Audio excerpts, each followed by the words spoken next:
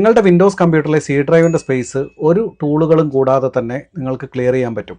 എങ്ങനെയാണെന്ന് നോക്കിയാലോ? ഫോളോ ചെയ്യാത്തവരാണെങ്കിൽ ഒന്ന് ഫോളോ ചെയ്ത് വെച്ചോ, ആവശ്യം വരും. നമ്മളുടെ വിൻഡോസ് കമ്പ്യൂട്ടറിന് നല്ല പെർഫോമൻസ് കിട്ടണമെങ്കിൽ സി ഡ്രൈവിലെ ഫ്രീ സ്പേസ് വളരെ അത്യാവശ്യമാണ്. ഇപ്പോൾ ഈ ഒരു സിസ്റ്റത്തിൽ ആകെ ഫ്രീ സ്പേസ് ഉള്ളത് 22 GB ആണ്. ഒന്നാമതായിട്ട് നമ്മൾ ചെയ്യുന്നത് നമ്മൾക്ക് ആവശ്യമില്ലാത്ത ടെമ്പററി ഫയൽസ് ഡിലീറ്റ് ചെയ്യുന്നു. അതിനായി നിങ്ങൾ വിൻഡോസ് കീ+R പ്രസ് ചെയ്ത് കഴിഞ്ഞാൽ റൺ ഓപ്പണായി വരും. അതിൽ %TMP എന്ന് കൊടുക്കുക, എൻ്റർ ചെയ്യുക. ഒരുപാട് ടെമ്പററി ഫയൽസ് ഇവിടെ കാണാൻ സാധിക്കും. എത്ര സ്പേസാണ് ഈ ഫയലുകളൊക്കെ യൂട്ടിലൈസ് ചെയ്തതെന്ന് നോക്കാം. 56.4 GB ആണ് യൂസ് ചെയ്തിരിക്കുന്നത്. ഈ ഫയലുകളെല്ലാം Ctrl+A കൊടുത്ത് ഷിഫ്റ്റ് ഡിലീറ്റ് ചെയ്യുക. ഡിലീറ്റ് ചെയ്യുന്നതിന് മുന്നേ എല്ലാ ആപ്ലിക്കേഷനും ക്ലോസ് ചെയ്യുക. ഏതെങ്കിലും ഫയലുകൾ ഡിലീറ്റ് ആവുന്നില്ലെങ്കിൽ അത് സ്കിപ്പ് ചെയ്യുക. സി ഡ്രൈവിൻ്റെ സ്പേസ് വളരെയധികം ഫ്രീ ആയത് നിങ്ങൾക്ക് കാണാൻ സാധിക്കും. അടുത്ത മെത്തേഡ് ഗൂഗിൾ ക്രോമിലെ യൂസർ ഡാറ്റ ഡിലീറ്റ് ചെയ്യുന്നതാണ്.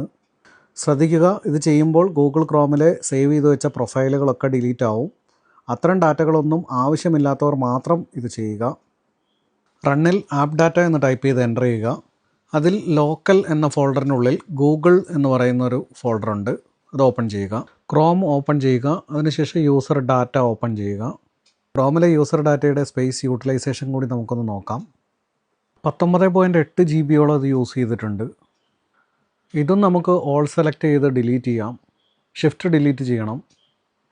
ഇതേപോലെ നിങ്ങൾക്ക് വളരെ എളുപ്പത്തിൽ ഒരു ആപ്ലിക്കേഷനും കൂടാതെ തന്നെ നിങ്ങൾക്ക് സിസ്റ്റത്തിൽ ഫ്രീ സ്പേസ് ക്രിയേറ്റ് ചെയ്യാവുന്നതാണ്.